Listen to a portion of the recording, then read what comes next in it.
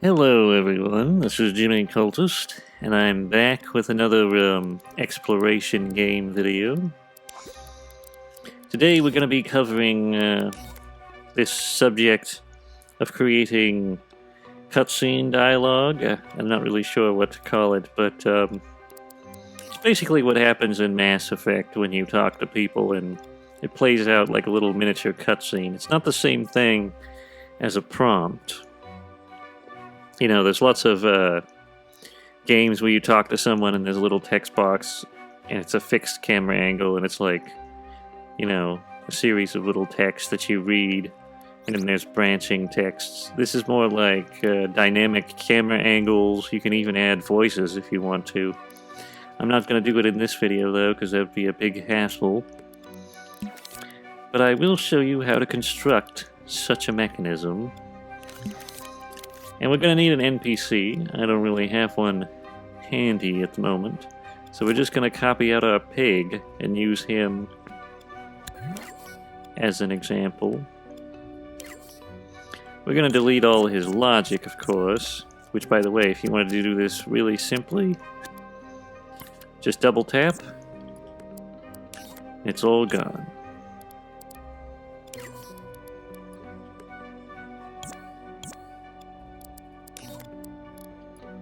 Alright, so he's clear, and we're going to want to make him look slightly different from our pig, sort of the mirror image of our pig, shall we say, his alter ego,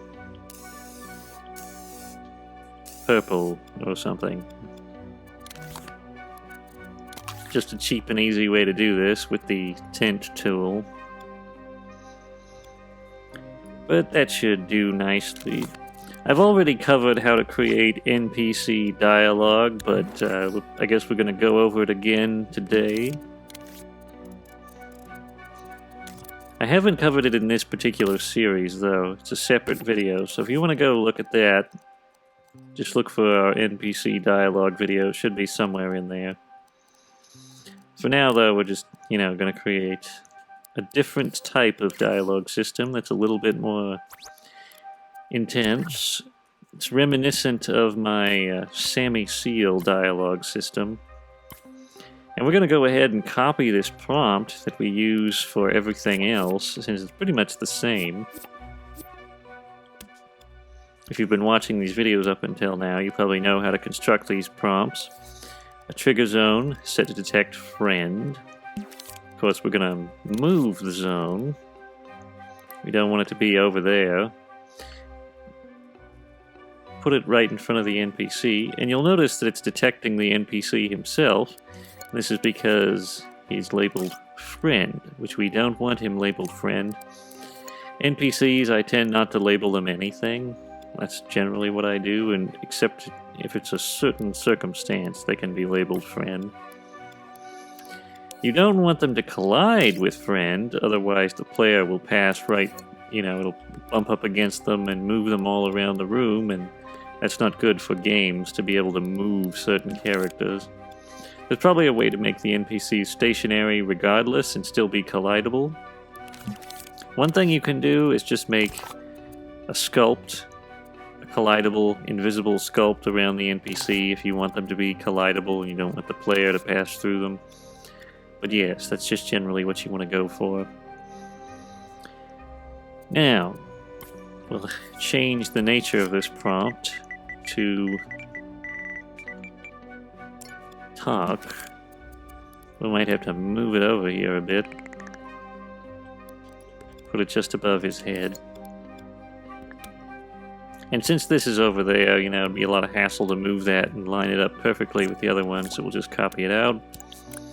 And as you know, we're going to set the second one to tag and set it so that it detects use, which is our universal tag for interactions of any kind, be it talking, opening doors, or anything of that nature.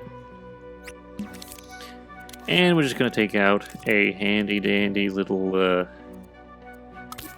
dialogue text displayer. And we're going to start by saying hello. What do you want. Presumably this is an NPC talking, so we would want to put quotes around it, maybe. It kind of depends. It's not really super necessary. And we can put a border. We can increase the border's width if we want. And we can make it more rounded if you want it to be more bubbly. You can even add a tail if you want. If you want this to be like, you know, a curvy little tail of some kind. Keep in mind your camera angle, though, which we are going to be getting into. Go ahead and take the detected output and put it into the start text input. And we're going to do this handy-dandy little thing. Usually I would put a camera in here, but not this time. Probably shouldn't, yeah. The reason why we're not going to be putting a camera in here will be more apparent later. We are going to be putting a camera outside of the chip, though. It will be set to cut, disable controller, sensor input, and all that good stuff.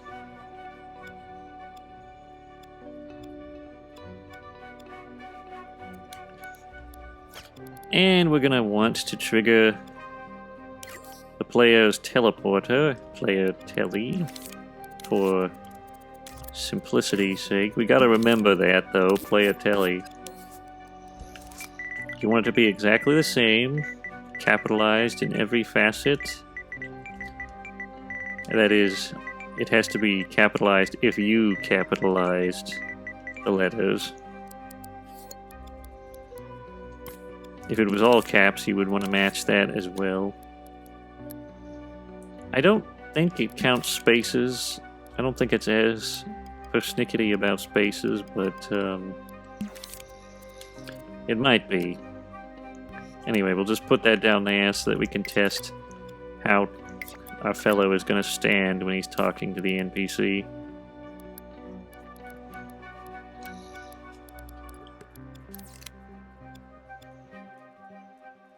It's important to design this with the camera angles in mind, so let's go ahead and open this with L1 and N square, and then we're just going to scope into the camera, L1 plus X to edit the camera's viewpoint. And since we're going to have a lot of options, you know, there's going to be some text options, so we're going to put the balloon over here where it has more room to breathe. And you can just put a little prompt here that's like, you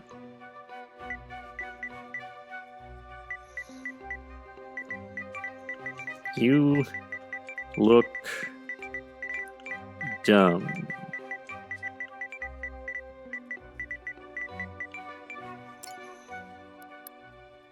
And there's lots of ways you could go about organizing this. Maybe this doesn't look very appealing to the eye.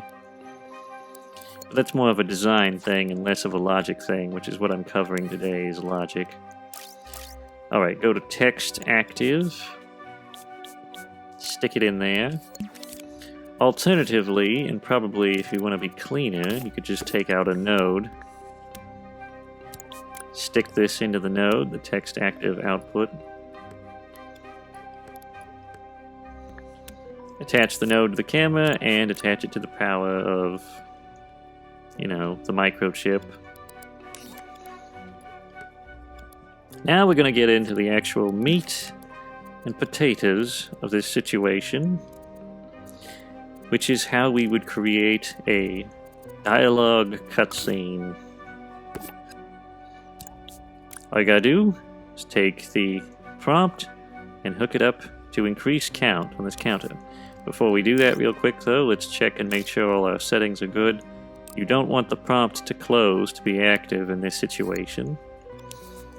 You could have it separately if you wanted to have it like a buy option, you know, like just leave. I will put that in there as an option just because it's, you know, it's usually they want you to have the ability to close out dialogue. But all you have to do is set up the counter, take its counter full output and hook it up to a timeline. A timeline set to sustain. This is very important. Remember, sustain. And we're going to go ahead and copy out our little text dialogue displayer, and we're going to erase what it says here. And we're going to turn off these prompts, except for the buy one, which we're going to relabel to next. This is very reminiscent of the kind of system I used in Sammy Seal, which I gradually perfected over time, made it a little bit better, added little quality of life changes. You might want to have at least, you know, just something active in the text. We're going to be hiding that, though. And we might have a little border around this, just so you can see it, in case it's a really bright room or something. And another little touch, which will make sense later, is we're going to turn down the opacity just a little bit. You may be wondering, why are you turning down the opacity of the text? It's because we want the player to know when this cutscene is ended. Something that I ran into difficulty in Sammy Seals. People would reach the end of the dialogue and it would just stop, and they weren't sure if it was over, you know, or not. So you've got to have something that indicates, yes, it's now active. So just turn the opacity down. That way they can see that there's a next option. But until it's finished, they won't know for sure that the cutscene's over. Now you're going to take this next output. And basically what you want is when this cutscene is done, you want to reset this counter. Now why do you want to reset it? You want to reset it so that when you're closed out of this dialogue, you can view it again if necessary to pick up important details. Games usually have this option.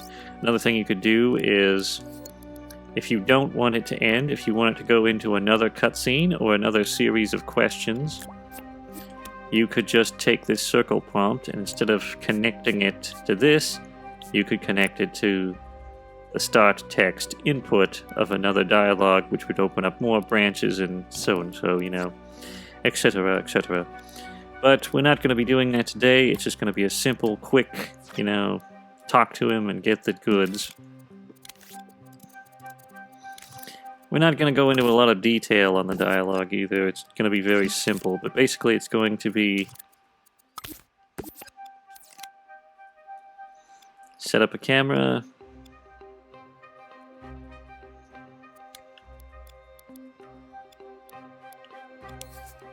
set it to cut. You can pretty much use any kind of camera transition you want, but in this case we're probably going to want something very snappy. You look dumb.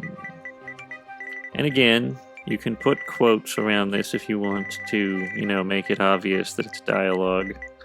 That's really optional, though. I think most people, if you just see a balloon, you would realize that, you know, someone's talking. But I wanted to leave the option open. And we're going to go ahead and make it curvy, just like our other text. And I think this should be about right. We can test it just to be sure.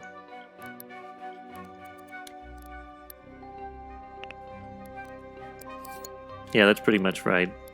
You look dumb. You can even display character names if you want. But I wouldn't really advise that, because that'd be very time consuming. You'd have to have like a little extra text box up in the corner and do it for each and every one.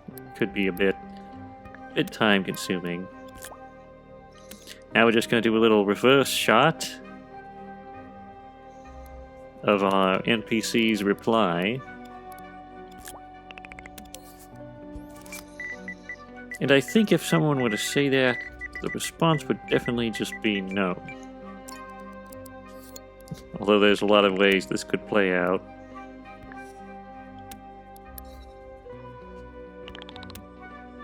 Alright. So this should be good. Now we can check out a, you know, cutscene. However, there is one little tiny detail. And that's that since this is set to sustain, it will be stuck at the end of the timeline. So if you start up this dialogue again, you're going to be at the end of the timeline when you finish talking to him. So how do we reset the timeline? Well, it's quite simple. You just take the prompt, circle prompt, and hook it up to this, which is restart timeline. Handy little thing. Oh, another thing we're going to want to do, our NPC should not be possessable. So you could just go in here, turn off force position, and turn off that. Or if you really want to go crazy, just turn off this whole logic chip. You know, turn off the power.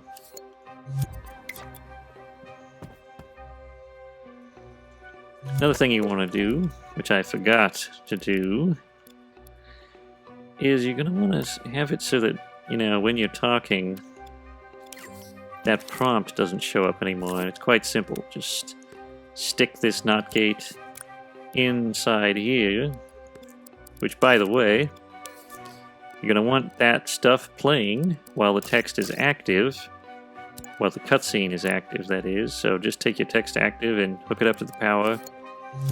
And there you go. Everything should be working just fine.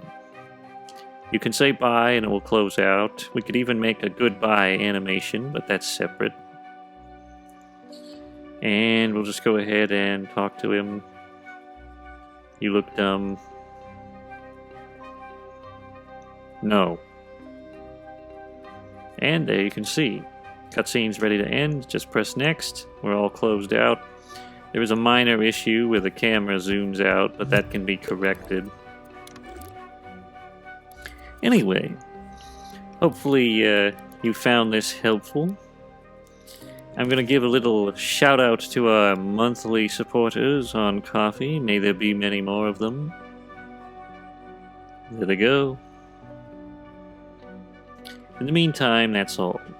If you enjoyed this video, don't forget to leave a like and subscribe to the channel. And don't forget to ring the notification bell so you never miss another video. If you wish to support our earnest insanity, you can check the links in the description to donate or buy merch. Until next time, goodbye.